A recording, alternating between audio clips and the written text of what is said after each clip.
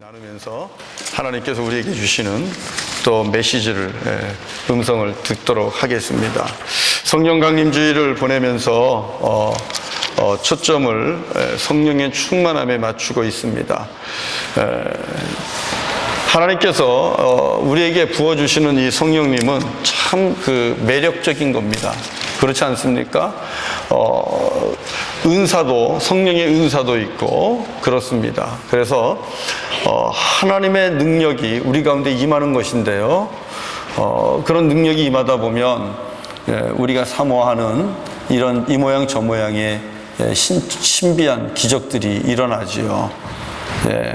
기도할 때에 손을 얹고 기도한 즉 귀신이 떠나가고, 그리고 또 질병이 치유되고, 그리고 또 마음에 하나님 주시는 기쁨이 계속해서 넘쳐 흐르고, 또 내가 하는 그 일 속에서 하나님께서 주시는 성령의 은사로 말미암아 재능이 계속 개발됩니다. 굉장히 매력적인 겁니다.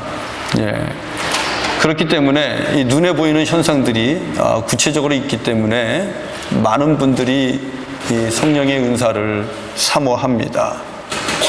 우리가 간구할 만한 것이고 소유할 만한 것입니다. 그러나 중요한 것은 모든 은사는 우리 공동체를 유익하게 하는데 사용해야 된다는 거예요. 공동체를 유익하게 해야 됩니다. 공동체를 잘 돌아보고 하나 되게 하고, 그리고 세워가는데 그 은사를 사용하는 것입니다. 여러분, 이런 은사는 우리가 매력적이라서 많이 강구하는데 성령의 충만함에 대해서는 우리가 그다지 별로 마음을 쓰지 않아요.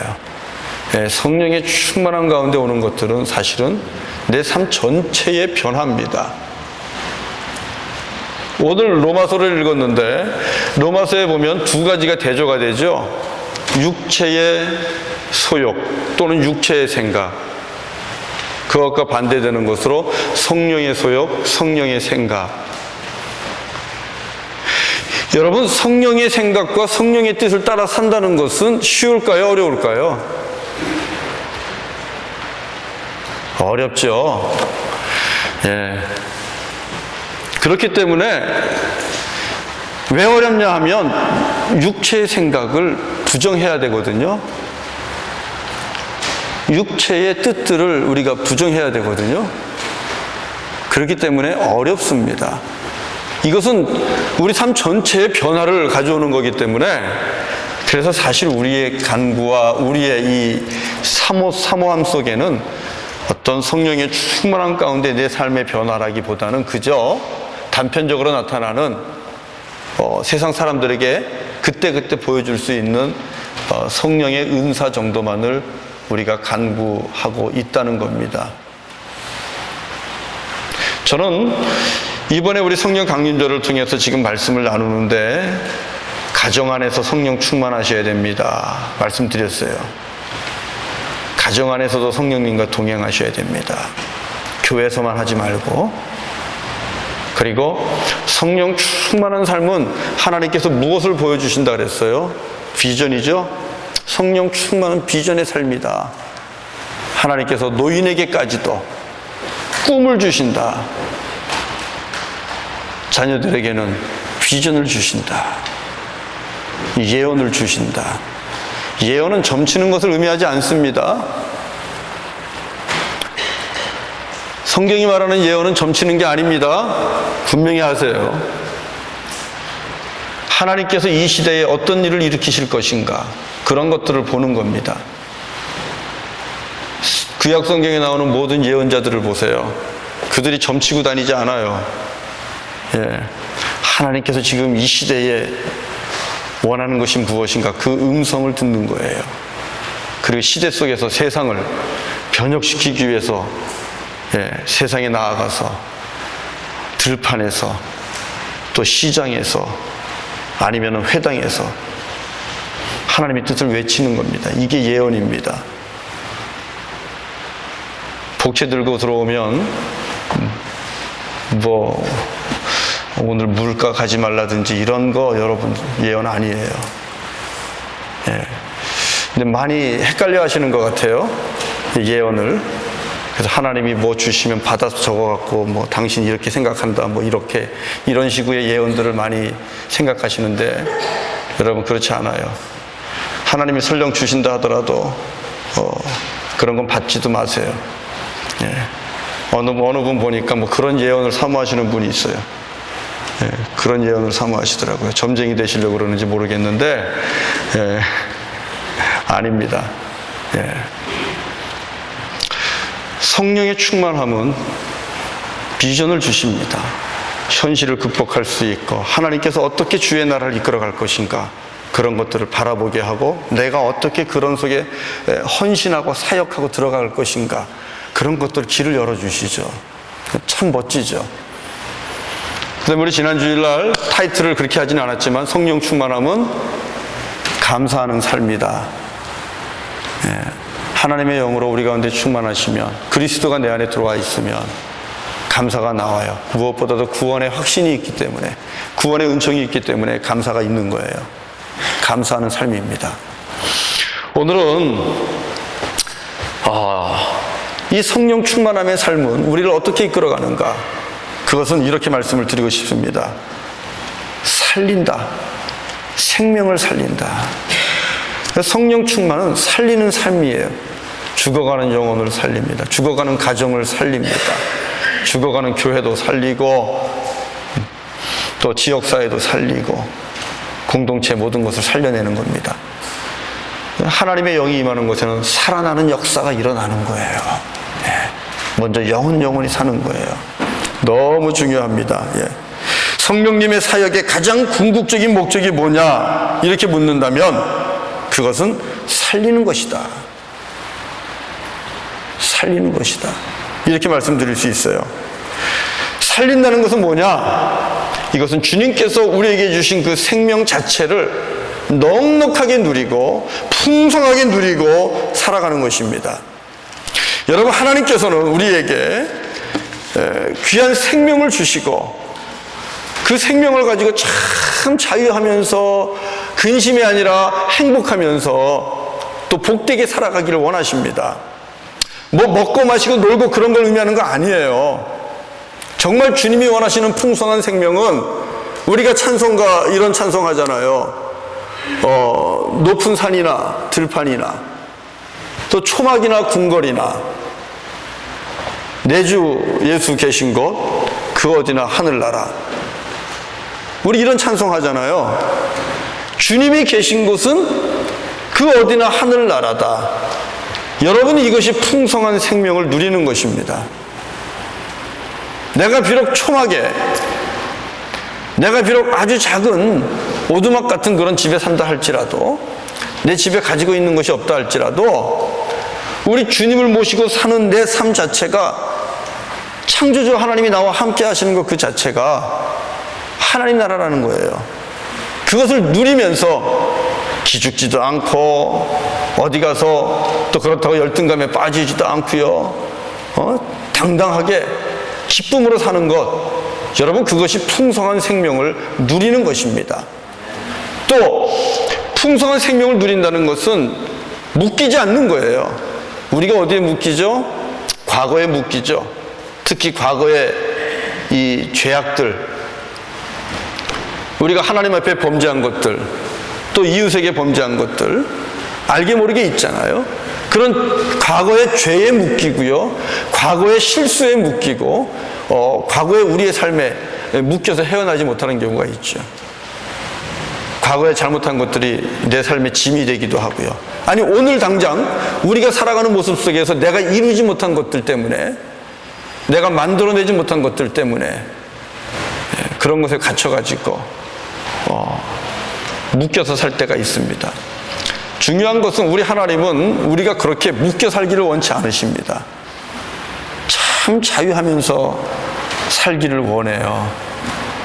죄짐으로부터도 자유. 죄짐으로부터 자유하게 되면 여러분 심판에 대한 두려움이 사라집니다.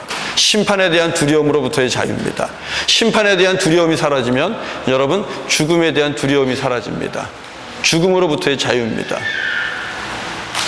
이것이 주께서 우리에게 주시는 귀한 축복 중의 축복입니다. 그리고 이것이 우리가 예수를 믿고 그리스도인 되어 살아가는 이유인 겁니다. 여러분, 이렇게 사는 것이 살아있는 거예요.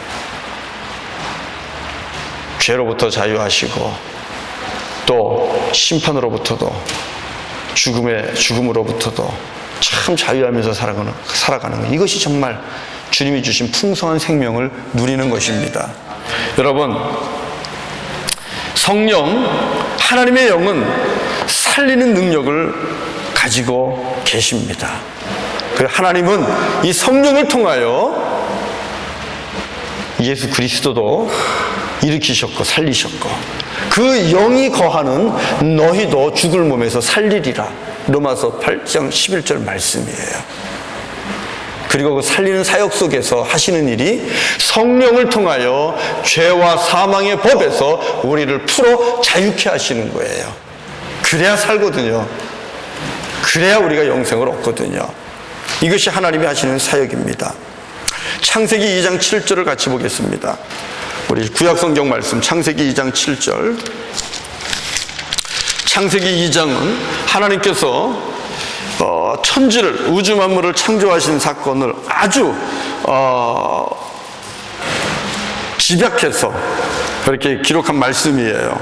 그 속에 사람에 대한, 사람을 지으신 모습이 나옵니다. 창세기 2장 7절을 우리 같이 한 목소리로 보겠습니다. 한 목소리로 봉독하죠. 시작. 여호와 하나님이 땅의 흙으로 사람을 지으시고 생기를 그 코에 불어넣으시니 사람이 생명이 되니라. 여러분, 여기에 보면 사람이 무엇이 되었다 그래요? 자, 사람이 생명이 된지라. 사람과 생명이 조금은 다른 것 같지 않습니까? 근데 사람은 무엇으로 만들었다고 얘기를 하고 있습니까? 흙이 있습니다. 네. 흙이라는 물질이 있어요. 그런데 흙으로 사람의 껍데기를 만들 수 있다고 생각을 해보세요. 사람의 껍데기는 만들 수 있어요, 흙으로. 그러나 껍데기가 사람은 아닙니다. 껍데기가 생명은 아닙니다. 생명, 영어 성경을 보면 living being이라고 되어 있어요. 살아있는 존재입니다. 껍데기가 그 living being은 아닌 겁니다. 껍데기가 리빙 빙이 되기 위해서는 무엇이 필요했습니까? 오늘 2장 7절에서 무엇이 필요했어요? 하나님의 또 다른 작업이 필요했죠. 하나님께서 어떻게 하셨습니까? 그 코에 생기를 불어넣으셨다. 여러분, 생기는 호흡입니다. 히브리 말로는 루아흐라고 얘기를 하는데요. 이 루아흐는 윈드도 됩니다. 바람이죠. 또는 호흡입니다. 숨, breath. 그죠? 그 다음에 spirit, 영. 이렇게 돼 있어요. 그러니까 하나님의 호흡은 하나님의 영입니다. 하나님의 숨입니다. 예수님께서 부활하시고 나서 제자들을 찾아가셔서 제자들을 만나고 그들에게 숨을 내쉬며 뭐라고 그랬을까요? 성령을 받아라. 그렇게 말씀하셨어요.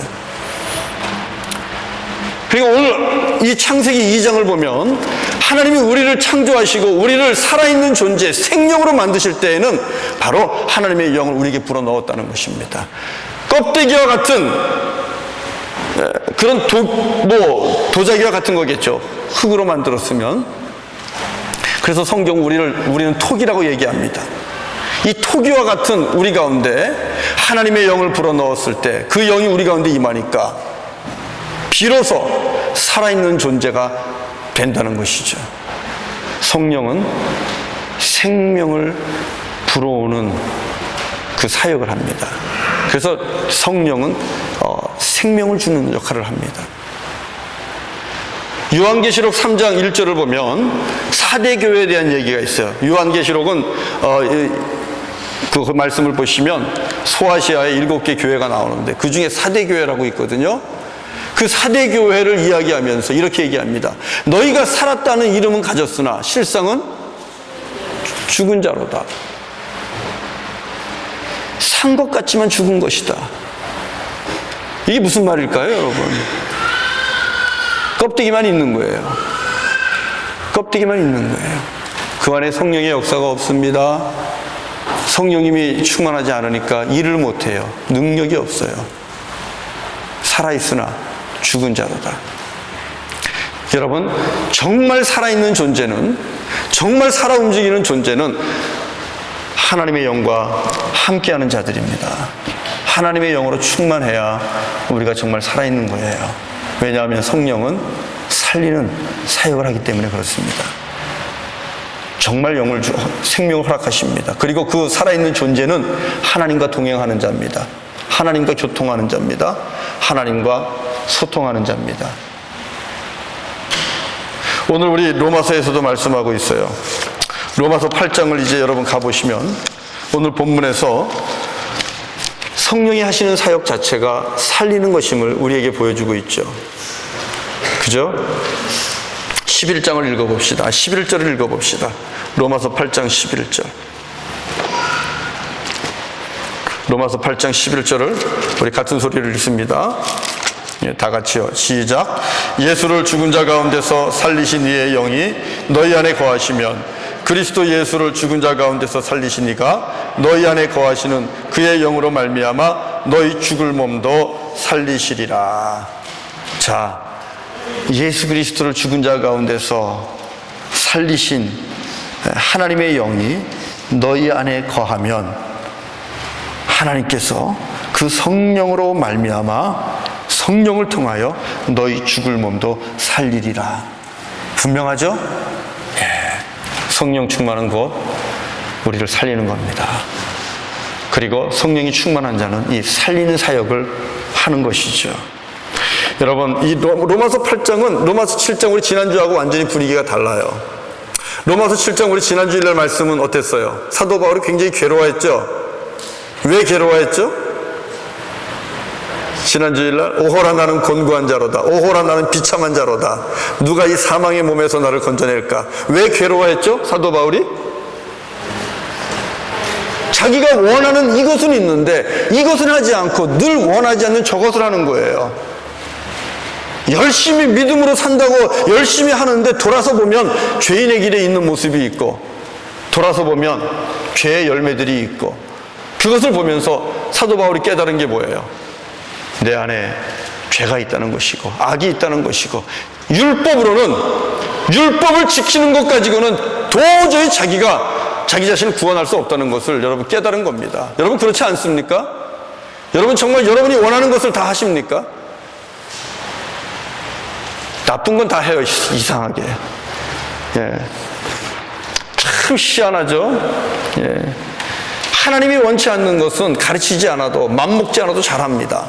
그러나 하나님이 원하시는 삶은 마음을 먹고 결단을 하고 각오를 하고 금식을 해도 여러분 잘 이게 안 돼요.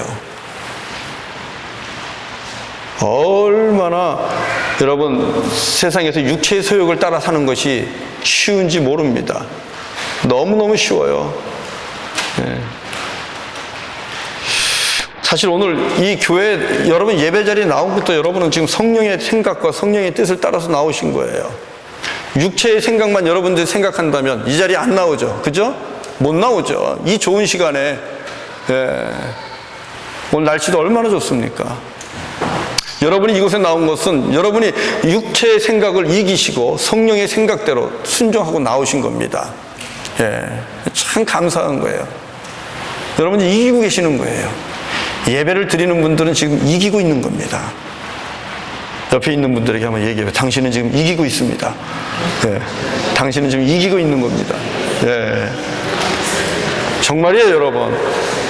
지금 당신은 지금 이기고 있는 겁니다. 성령의 생각을 지금 따라가고 있는 거예요. 이게 보통 자리가 아닙니다, 여러분.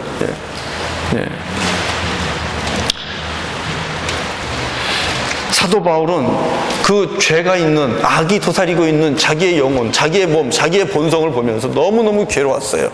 누가 나를 이 사망의 몸에서 건져내 줄까? 이 죄의 문제가 해결되지 않으면 내가 결국은 심판대 앞에 설 것이고, 그 심판대 앞에 서게 되면 분명히 너는 길티라고 판결을 내리게 될 것이고, 길티 판결을 내리면 거기에 응당한 대가를 치르게 될 것이고, 그 대가는 영원히 꺼지지 않는 결국은 지옥인데요. 영원토록. 그걸 생각하면 죄의 문제가 너무 심각한 거예요, 사도 바울은. 그래서 7장에서 괴로워했던 거예요. 그런데 7장 마지막 끝날 때 우리 지난주일날 말씀 나눴지만 무드가 바뀌죠? 감사의 무드로 바뀝니다. 왜요? 누구 때문에? 예수 그리스도 때문에 감사의 무드로 바뀌는 거예요. 예수 그리스도로 인하여 내가 하나님께 감사합니다. 왜? 죄와 사망의 몸에서 나를 건져주시기 위하여 하나님의 아들 예수 그리스도를 우리에게 주셨기 때문입니다. 이 아들을 만난 거예요. 자기가 만났습니까? 아니요. 예수님이 찾아오셨어요. 은혜 중에 은혜죠. 그것을 경험하고 8장이 오면서부터는 셀러브레이션이 되는 거예요. 지난 7월 4일이 우리하고 관계없지만 미국의 독립기념일이잖아요. 난리가 나는 거죠. 예. 우리 8월 15일이죠. 예, 8월 15일. 예. 이제 광복절 행사를 하죠. 우리가 왜 그래요? 해방이라는 것은, 독립이라는 것은 너무나 의미 있고 축복된 것이기 때문에, 난리가 나요, 난리가. 제가 몇 년 전에 이 미국 독립기념일 때 미국에 여행한 적이 있었는데요. 시카고에 그 미시간 호수 앞에 파이어워크 한다 그래가지고 나갔는데요. 얼마나 몰렸는지 몰라요. 애 잃어버릴까봐 재미는 고사하고요. 근데요, 한 가지 재밌는 일이 있는 게, 그거 보러 갔는데 갑자기 사람들이 막 뛰는 거예요. 갑자기 군중들이 뛰니까 같이 뛰게 되던데요. 네. 근데 우리 큰아이가 먼저 뛰어가요. 지 혼자 살겠다고 막 혼자 뛰는 거예요. 그래서 나중에 탁 붙잡고, 야, 너 혼자 살 거냐? 그랬는데 왜 뛰었는지 아무도 몰라요. 근데 그때가 9/11 지나고 조금 얼마 안 된 때였거든요. 근데 저도 왜 뛰었는지 몰라요. 근데 다 뛰더라고요. 야, 이 군중 심리라는 게 이런 거로구나. 셀러브레이션 하는 거예요. 인디펜던트 데이에. 그죠? 자유, 해방, 독립. 이 8장은, 로마서 8장은 바로 그런 것과 같은 거예요. 8장 1절부터 2절을 보세요. 이 말씀을 통해서 하나님께서 깨닫게 한 것이 뭐예요? 그리스도 안에 있으면 절대 정죄함이 없다. 그리고 너는 이제 죄로부터 자유케 되었느니라. 여러분, 이 로마서 8장 1절과 2절을 읽고 크게 아멘 하시기 바랍니다. 같이 한번 읽어봅시다. 시작. 그러므로 이제 그리스도 예수 안에 있는 자에게는 결코 정죄함이 없나니 이는 그리스도 예수 안에 있는 생명의 성령의 법이 죄와 사망의 법에서 너를 해방하였음이라. 아멘. 아멘. 저는 여러분들에게 오늘 이 본문을 통하여, 하나님이 주신 이 말씀을 통하여 여러분이 마음에 신비에 새기시고 분명한 죄로부터의 자유함, 그리고 심판으로부터의 자유함, 그리고 영벌로부터의 자유함, 이 구원의 확신을 분명히 하실 수 있기를 주의 이름으로 축원합니다. 분명히 말씀하셨어요. 여러분, 율법으로는, 행함으로는 여러분 의로워질 수 없습니다. 구원 얻지 못합니다. 그렇다고 여러분이 그럼 깨끗합니까? 아니잖아요.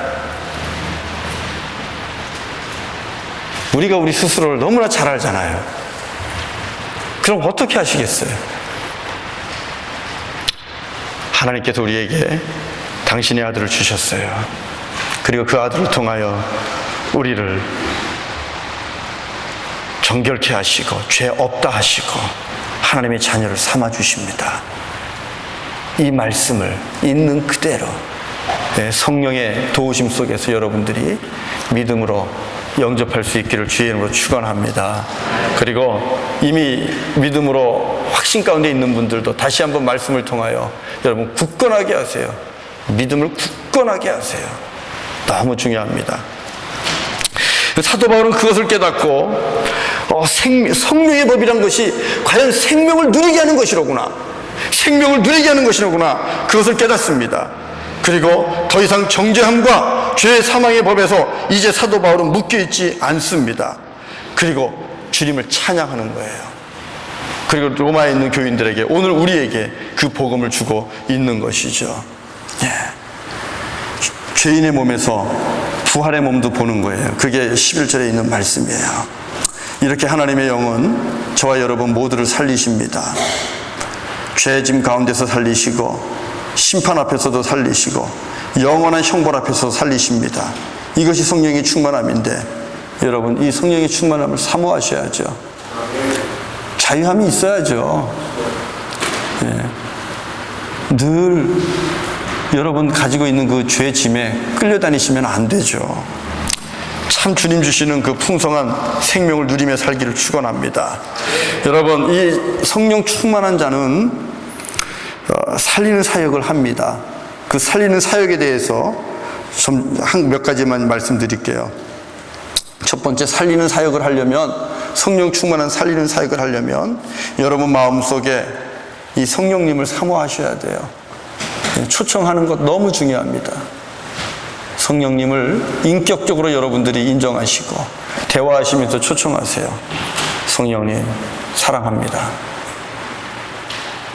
오늘도 나와 동행해 주십시오. 내 가운데 임하여 주십시오. 늘 성령님을 초청하시고 대화하세요. 인격적인 분이에요. 그거를 좋아하십니다. 사랑을 고백하십시오. 주님은 우리가 그럴 때에 우리 가운데 들어와 임하시면서 우리와 거하시기를 원하십니다. 그 다음 두 번째, 영의 생각을 하십시오. 생각이 중요합니다. 육신의 생각이 아니라 영의 생각을 하십시오. 그리고 그 생각대로 사십시오. 그것이 하나님을 기쁘게 합니다. 여러분, 육신의 생각은 뭘까요? 육신의 생각은 뭘까요? 그것은 여러분의 욕심껏 살아가면 육신의 생각대로 산다고 생각하시면 됩니다. 여러분의 육신의 안일함과 또 안정만을 위해서 살아가는 것이죠. 껍데기만을 위한 삶이죠. 어떻게 하면 더 가질까? 어떻게 하면 더 벌 수 있을까? 어떻게 하면 더 모을까? 어떻게 하면 내가 잃어버리지 않을까? 어떻게 하면 내가 더 군림할까? 어떻게 하면 내가 더 인기를, 영광을 내가 독차지할까? 이런 것들, 육신의 생각입니다. 이런 생각이 뭐 어떨까요? 하고 질문할 수 있겠지만, 문제는 그런 생각이 좋지 않다는 것은 오늘 성경에 있습니다. 자, 여러분 6절을 읽어봅시다. 로마서 8장 6절 다 같이 읽습니다. 시작. 육신의 생각은 사망이요 영의 생각은 생명과 평안이니라. 육신의 생각은 뭐라고요? 사망이라는 거예요. 육신의 생각을 쫓아서 가다 보면 그 마지막은 사망이라는 것입니다. 그렇기 때문에 육신의 생각을 쫓아가지 말라는 거예요. 대신에 영의 생각을 쫓아가라. 영의 생각을 쫓아가다 보면 힘들고 어렵겠지만 그 마지막은 생명이고, 그리고 그 마지막에는 평강이니라. 주님이 주시는 말씀입니다. 그리고 육신의 생각이 무서운 이유는 또 7절에 있어요. 7절을 읽어봅시다. 시작. 육신의 생각은 하나님과 원수가 되나니 이는 하나님의 법에 굴복하지 아니할 뿐 아니라 할 수도 없습니다. 육신의 생각은 여러분 하나님과 원수가 된다는 겁니다. 창조주 하나님과 원수가 된다는 것 그 자체가 죽음이죠. 사망이죠. 이렇게 무시무시한 말씀을 오늘 우리에게 주고 계시거든요. 그리고 육신의 생각은 하나님의 법에 굴복할 수 없다고 얘기해요. 여러분, 여기에 우리의 믿음이 성장하지 않는 이유가 있는 겁니다. 우리가 성령의 충만함을 사모하지 않는 이유가 여기 있는 겁니다. 성령의 충만함을 사모하고 그분이 나를 다스리고 그분이 나를 주도하시게 되면 문제는 뭐냐? 거기까지는 괜찮은데 내가 주님 앞에 굴복하게 되거든요. 성령께서 나를 주도하시면서 주도권을 붙잡고 계시게 되면 내가 하나님 앞에 굴복하게 됩니다. 내가 순종하게 됩니다. 내가 주님 앞에 순종하게 되면 그동안 내가 붙잡았던 모든 것들을 놔야 되는, 어떻게 보면 참 위험한 일이죠. 그런 일이 생기면 참 감당하기 힘든 거잖아요. 그래서 우리는 성령이 충만함을 어쩌면 바라지 않는지 몰라요. 적당한 것만 원하고 사는 거죠. 그러나 결국 그 말씀은 무슨 뜻입니까? 한쪽으로는 육신의 소욕을, 육신의 생각을 끝없이 따라간다는 겁니다. 그리고 거기에 끌려 살고 거기에 순종하며 내가 살아간다는 거예요. 우리 사랑하는 성도님들의 삶 속에 정말 하나님과 물질을 적당히 아주 교묘하게 그렇게 겸하여 섬기는 모습이 사라지기를 주의 이름으로 축원합니다. 우리 한번 믿음으로 살아가기를 결심하고 나오는데 정말 하나님만을 섬기면서 하나님만을 의지하면서 그렇게 살아갈 수 있는 믿음의 도전들이 있으면 좋겠습니다. 영의 생각을 하십시오. 영의 생각은 육신의 생각과 다릅니다. 영의 생각은 주님을 닮은 모습입니다. 그래서 어떻게 하면 내가 섬길 수 있을까? 어떻게 하면 군림할까가 아니라 어떻게 하면 더 섬길 수 있을까? 이게 성령의 생각입니다. 어떻게 하면 내가 나눌 수 있을까? 어떻게 하면 내가 도울 수 있을까? 이런 고백, 여기에서부터 출발하게 됩니다. 시각이 달라요. 태도가 달라요. 여러분 빌립보서 4장 8절부터 9절에 보면 이런 말씀이 있어요. 빌립보서 4장 8절부터 9절을 보면 이렇게 말씀합니다. 제가 읽어드립니다.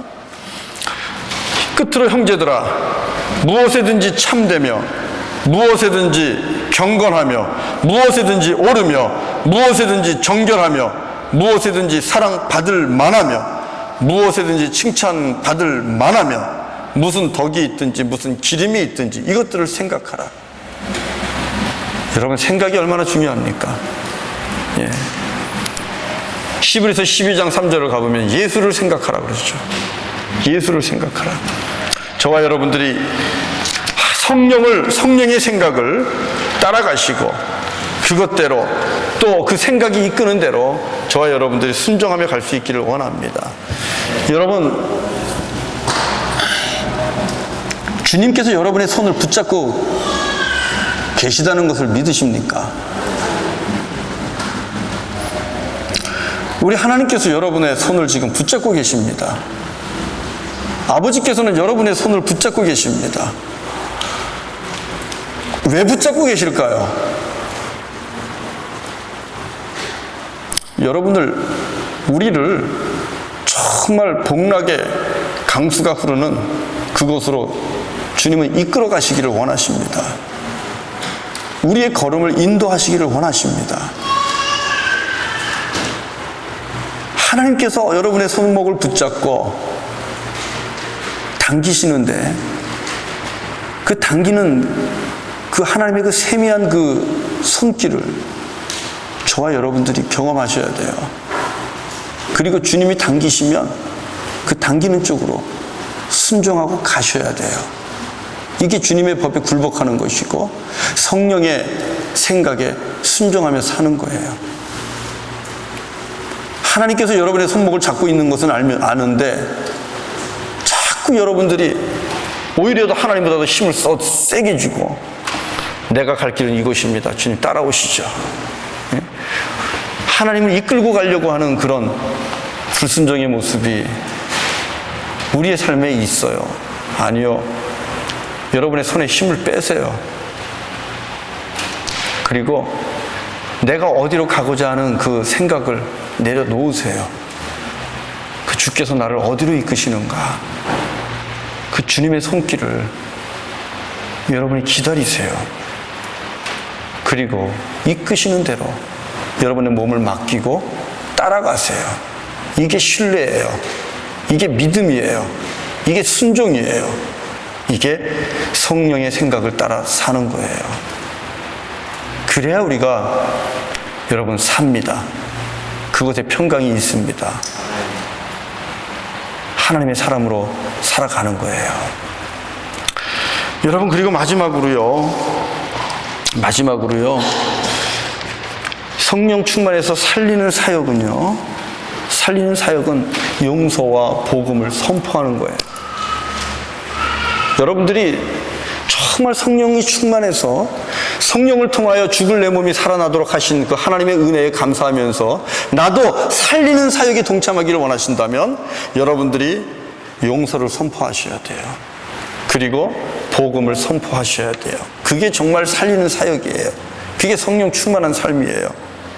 여러분, 성령 충만한 살리는 사역은 우리가 말하고 있는 선교를 통하여 대표적으로 나타납니다. 선교는 성령 충만하여 살리는 삶을 살아가는 거예요. 여전히 주님을 못 만나고 성령의 법이 아닌 죄와 사망의 법에 묶여서 꼼짝도 하지 못하고 자기들의 인생을 저주하고 또 가족들의 인생을 저주하면서 그렇게 비참한 삶을 살아가고 있는 그 영혼들에게 아니요, 성령의 법, 예수 그리스도 안에서 성령의 법이 당신을 자유케 하셨습니다 하면서 죄짐에 있는 자들을 풀어서 자유케 하고 하나님의 자녀가 되게 하고 그들이 풍성한 생명을 누리도록 하는 것, 이것이 성령 충만하여 생명을 살리는 삶이라는 거죠. 그게 선교잖아요.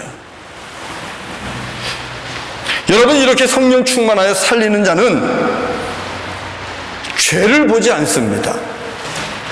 죄를 보지 않고 영혼을 봅니다. 사람을 봅니다. 여러분 분명히 아셔야 돼요. 죄인을 보지 않아요. 이게 여러분 예수 그리스도의 눈입니다. 사람은 어때요? 사람은요, 무슨 이야기를 듣거나 자기가 무엇을 경험하면 딱 그것을 가지고 판단합니다. 그리고 그때부터 정죄하고 들어갑니다. 그러면 저 사람은 죽을 때까지 죄인이에요. 회개도 죄인이고 거듭나도 죄인이고.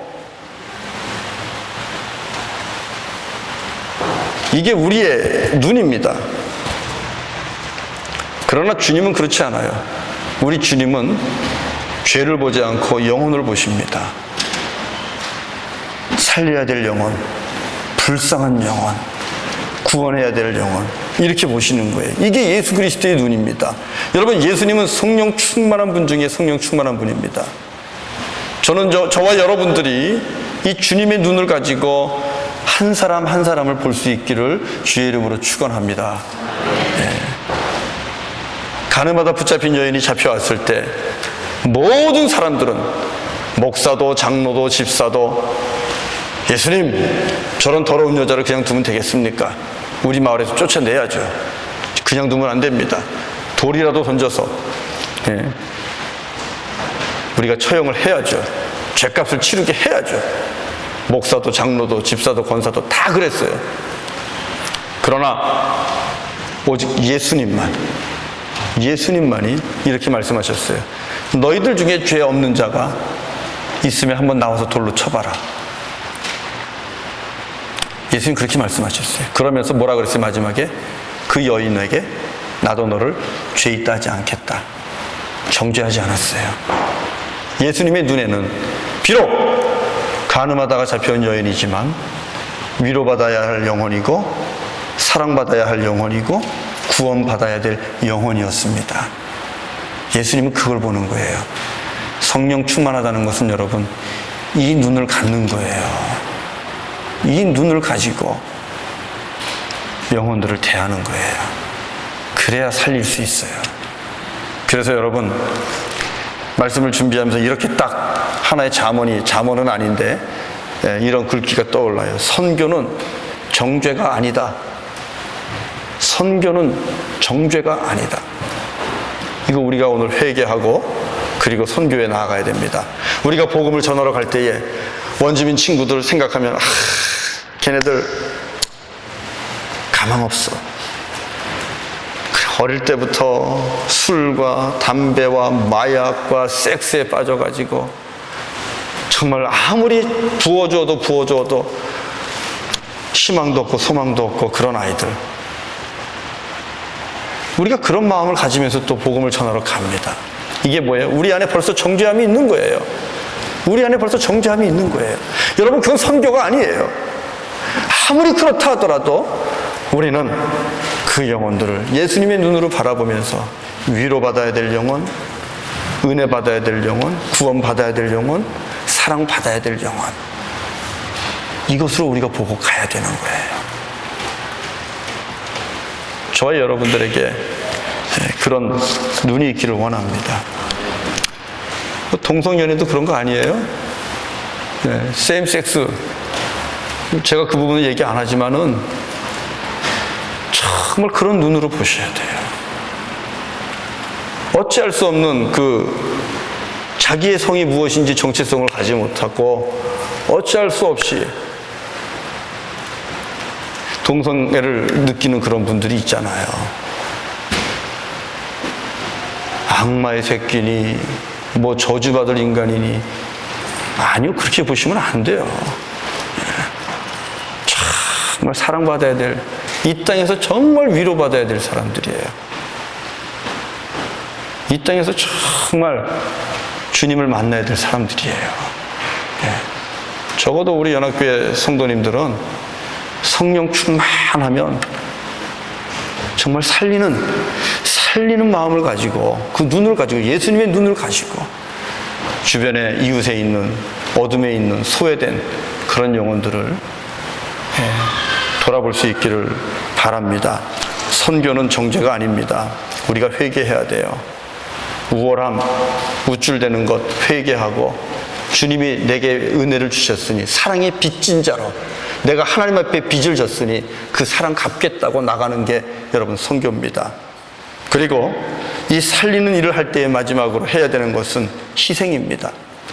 하나님께서 성령을 통하여 우리 모두를 살릴 때에 하나님은 무엇을 희생하셨습니까? 아들을 희생하셨습니다. 그게 3절과 4절이에요. 마지막으로 3절과 4절을 읽고 정리하겠습니다. 로마서 8장 3절과 4절을 보세요. 3절, 4절 다 같이 읽습니다. 시작. 율법이 육신으로 말미암아 연약하여 할 수 없는 그것을 하나님은 하시나니 곧 죄로 말미암아 자기 아들을 죄 있는 육신의 모양으로 보내어 육신의 죄를 정하사 육신을 따르지 않고 그 영을 따라 행하는 우리에게 율법의 요구가 이루어지게 하려 하심이니라. 율법의 요구가 뭘까요? 의입니다. righteousness, 의입니다. 여러분, 율법을 행함으로 그 righteousness, 의를 여러분 만들어낼 수 있어요? 아니요, 못해요. 왜요? 3절에 있죠? 육신으로 말미암아 연약하여 할 수 없다 그랬습니다. 연약하여 할 수 없는 것을 누가 하십니까? 근데 하나님이 하셨다. 여러분, 그 말씀에 여러분이 좀 하이라이트를 하면 좋겠어요. 하나님은 하시나니. 말씀을 보는데 이 글귀가 여기 확 크게 들어오는 거예요. 하나님은 하시나니. 하나님께서는 성령을 통하여 그리스도 안에 있는 자들을 죄와 사망에서 자유케 하시고 구원의 은총을 베풀어 주신다. 하나님이 하셨다 그랬어요. 근데요, 이 하나님이 하신 방법을 보니까 더 은혜가 되는 거예요. 하나님이 하셨는데 어떻게 하셨다고 말씀하고 있어요? 자기 아들을 죄에 있는 육신의 모양으로 보내셨다. 이게 하나님이 하신 일이에요. 성령의 법으로 우리를 자유케 하시기 위해서 자기 아들을 죄 있는 모습으로 우리에게 보내주셨어요. 희생 제물이 되셨어요. 그것을 통하여 살리시는 거예요. 성령 충만은 살리는 삶인데 여러분, 어떻게 이웃을 살리겠습니까? 어떻게 선교하시겠습니까? 어떻게 우리가 복음을 증거하겠습니까? 어떻게 이웃과 가정과 또 우리가 살아가는 이런 공동체들을 우리가 어떻게 살리겠어요? 하나님이 하신 방법들이 저와 여러분을 통해서도 나타날 수 있기를 바랍니다. 당신의 아들을 죄 있는 몸으로 보내시고 십자가에 달려 죽게 하셨어요. 우리 그리스도인들 희생 없으면요, 정말 소금처럼 녹아지는 것 없으면 이 시대에서 더 이상 시대를 살리는, 역사를 살리는 빛으로 소금으로 그렇게 부름받기 힘듭니다. 저와 여러분들이 하나님은 하셨다.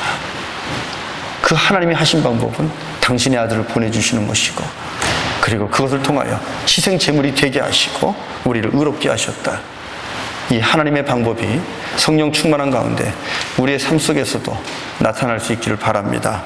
그래서 정말 죄로부터, 또 심판으로부터, 또 영벌로부터 우리가 자유함을 얻고 또 그 자유함을 이웃들에게 증거하면서 살리는 삶을 살아갈 수 있기를 주의 이름으로 간절히 축원합니다. 우리 같이 찬송 일어나서 하겠습니다. 예, 마지막 찬송. 예, 391.